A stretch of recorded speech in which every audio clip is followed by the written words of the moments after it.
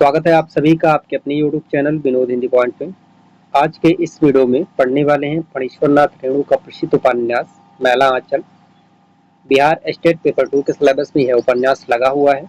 मैला आंचल उपन्यास में पात्रों द्वारा जो कथन कहे गए हैं उन कथनों को आज के इस वीडियो में पढ़ने वाले हैं। उपन्यास का प्रकाशन वर्ष 1954 ईस्वी और यह पटना से प्रकाशित हुआ था। उपन्यासकार हैं फणीश्वरनाथ रेणु। कुल पृष्ठ 250 है, कुल खंड 2 है और परिच्छेद 67 है। ये महत्वपूर्ण है, इन सबको आप याद कर लीजिए। उपन्यास की कथा भूमि उत्तरी बिहार का पूर्णिया अंचल है और कथा काल आजादी के कुछ वर्ष बाद का है। उपन्यास में कुल 2 खंड हैं। पहले खंड में स्वतंत्रता पूर्व के गांव का चित्रण है और दूसरे खंड में स्वतंत्रोत्तर बदलते हुए ग्राम के जीवन के बिखराव और टूटन का चित्रण किया गया है। प्रथम खंड में मठ के महंत रामदास, पात्रों को आप याद करते जाइएगा, पात्र बहुत ही महत्वपूर्ण है। प्रथम खंड में मठ के महंत रामदास और बाद में सेवादास के थोथे आडंबर और पापाचार, मनुष्यों की गरीबी, बेबसी और शोषण, डॉक्टर प्रशांत का अनुसंधान का कार्य, राजनीतिक चेतना, पार्टियों का परस्पर विरोधी एवं प्रचार, सांस्कृतिक चेतना, रूढ़ियाँ, परंपराओं एवं आडंबरों के प्रति विद्रोह, पर्व त्योहार, रीति रिवाज, नृत्य, संगीत आदि की सामाजिक चेतना, संथालों द्वारा तहसीलदार की भूमि पर बलपूर्वक अधिकार, सांप्रदायिकता, जमींदार प्रथा की समाप्ति आदि एक साथ विविध चित्रण प्रस्तुत है। ये सभी प्रथम खंड में वर्णित है। दूसरे खंड में पुलिस अत्याचार, मठ के आडंबरों का पर्दाफाश, तहसीलदार साहब के कुंठाओं, ग्राम्य दंगल, राजनीतिक पार्टियों का खोखलापन, गांधीवाद की रिक्तता, प्रशांत एवं कमला के विवाह और पटना वापस जाने का निश्चित आदि का चित्र उपन्यास प्रस्तुत है। दूसरे खंड में प्रशांत एवं कमला के विवाह का वर्णन किया गया है, गांधीवाद की रिक्तता का, तहसीलदार साहब के कुंठाओं का, इन सभी का वर्णन जो है दूसरे खंड में किया गया है। आंचलिक उपन्यास का जो नायक है वह वहाँ का अंचल है, इसलिए इस उपन्यास का नायक मेरीगंज है। अंचल यानी वहाँ का जगह जो है वही इस उपन्यास का नायक है। इसके प्रकाशन के बाद इसकी प्रथम समीक्षा आचार्य नलिन विलोचन शर्मा ने की थी, जो आलोचना अप्रैल 1955 में मैला आंचल की समीक्षा शीर्षक से प्रकाशित हुई। महत्वपूर्ण है।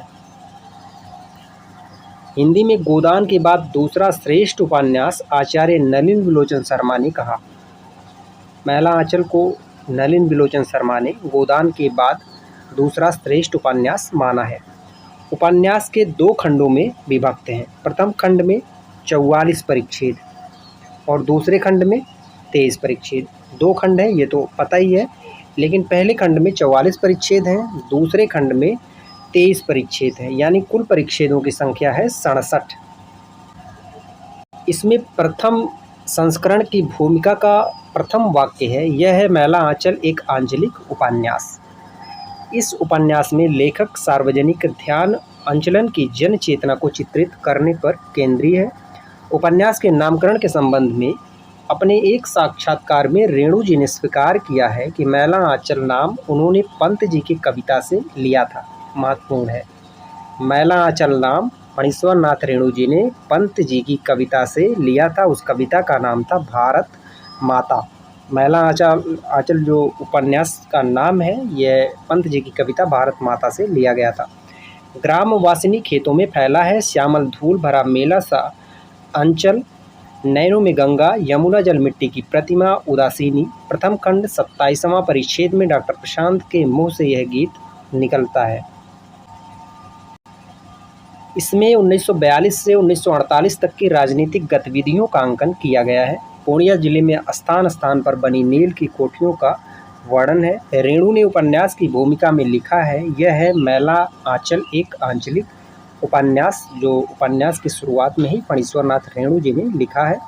इसमें रेणु ने बिहार राज्य के पूर्णिया जिले के मेरीगंज गांव की गरीबी, जहालत, रोग, अंधविश्वासों, लोक विश्वासों, पिछड़ेपन, आचार व्यवहार, संस्कृति, जीवन पद्धति, उत्सव, गीत, संघर्ष, प्रकृति चित्रण के माध्यम से पूरे आंचलिक परिवेश का जीवंत चित्रण किया है।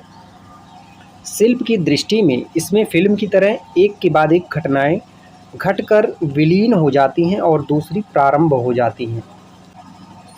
इसमें घटना प्रधानता, नाटकीयता, लोकगीतों और लोक पर्वों की सगोई का प्रयोग किया गया है। डॉक्टर प्रशांत कमली के दिल की बीमारी को नहीं समझने का कमली ने डॉक्टर प्रशांत को मिट्टी का माधव करने लगी। कमली बीमार होती है और इस कमली के उपचार के लिए डॉक्टर प्रशांत आते हैं। कमली डॉक्टर प्रशांत को प्राणनाथ संबोधित करते हुए प्रतिदिन पत्र लिखती है और उन्हें फाड़ती रहती है। सुमृत दास को लोग लवड़ा आदमी समझते हैं।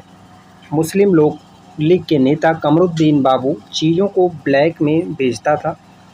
महत्वपूर्ण है, मुस्लिम लीग के नेता का नाम था कमरुद्दीन और वह चीज़ों को जो है ब्लैक में बेचता था। खलिहान खुलने के अवसर पर विदापत नाच का आयोजन हुआ। इस आयोजन का म्यूजिक डायरेक्टर लिवई पासवान था। कालीचरण वासुदेव को कहता है, यही पार्टी असल पार्टी है, गरम पार्टी है। महंगू की बेटी चुमौना खलासी के साथ विवाह कर लेती है। यह कालीचरण का फैसला होता है। महंगू की बेटी का नाम था चुमौना, जो खलासी के साथ विवाह करती है और यह विवाह का फैसला यह कालीचरण का होता है। कांग्रेस का प्रचार कार्य करने के लिए मेरीगंज में बावन दास, यहाँ बावन दास होगा, बावन दास ये कांग्रेस का नेता है, नामक कार्यकर्ता आ जाता है। उसके बारे में प्रसिद्ध है कि उसने 1942 में गोरी मिलिट्री को बहुत छकाया था।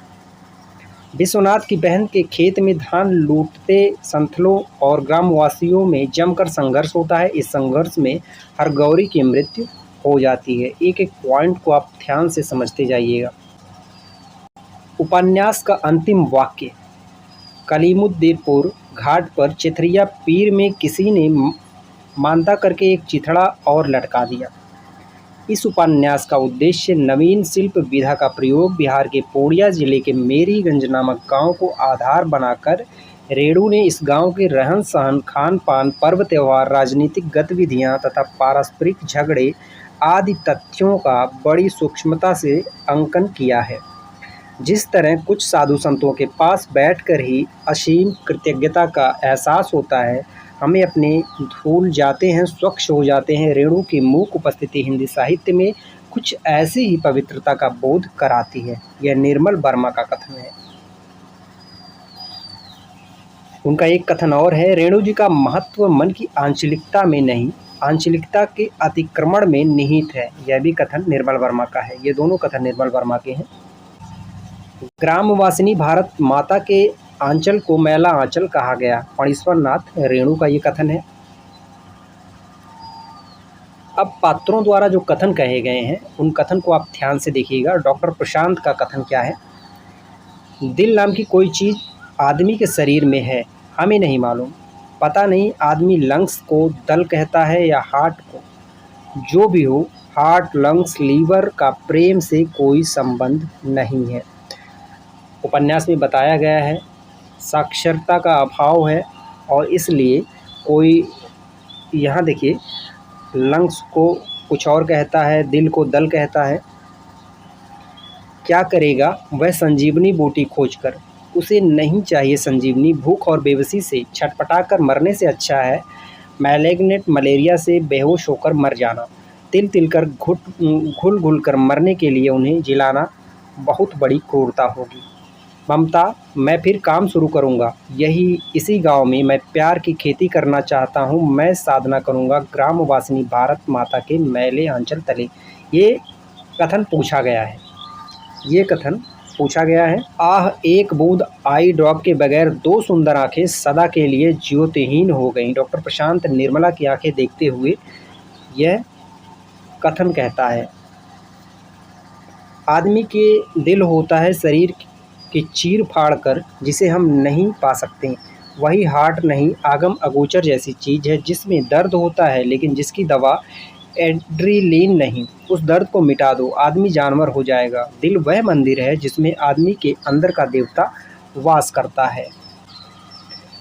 बावन दास का कथन है, जो कांग्रेस का नेता है। पिकेटिंग के समय कांग्रेस के वॉलंटियरों को पीटने वाला चानमल मारवाड़ी का बेटा सागरमल नरपत नगर थाना कांग्रेस का सभापति है, जबकि नेपाल से लड़कियों भगाकर लाने वाला दुलार चंद कापरा कटहा थाने का सेक्रेटरी है। कालीचरण का कथन है, यह जो लाल झंडा है आपका झंडा है, जनता का झंडा है, आवाम का झंडा है, इका लाभ झंडा है। इसकी लाली उगते हुए आफ्ताब की लाली है, यह खुद आफ्ताब है। इसकी लाली, इसका रंग क्या है रंग नहीं, यह गरीबों, महरूमों, मजदूरों के खून से रंगा हुआ झंडा है। जात दो ही हैं, एक गरीब और दूसरी अमीर। एक असहाय औरत देवता के संरक्षण में भी सुख चैन से नहीं सो सकती। कालीचरण ने मंगला के संदर्भ में ये कथन कहा है, कमाने वाला खाएगा, इसके चलते जो कुछ हो, किसान राज कायम हो, मजदूर राज कायम हो।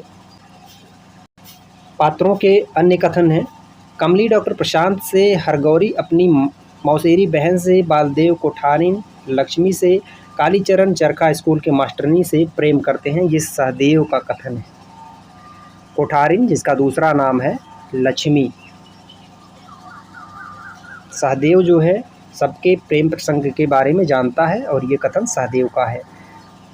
डॉक्टर से इतना हेल मेल बढ़ाना ठीक नहीं। वह उनकी आंखों में झांककर यह सोचकर काँप जाती है कि कहीं उसने अपने आंचल को तो मैला नहीं कर लिया।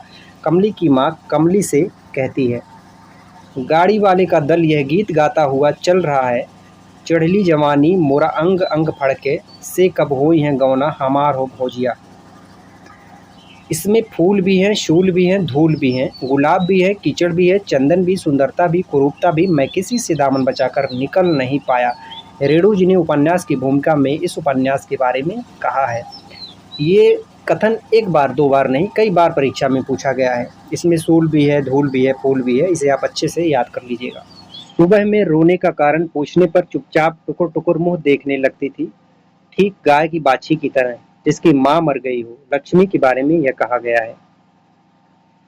ये थे मैला आंचल से संबंधित कुछ महत्वपूर्ण तथ्य। मिलते हैं अगली वीडियो में कुछ नए तथ्यों के साथ, तब तक के लिए नमस्कार।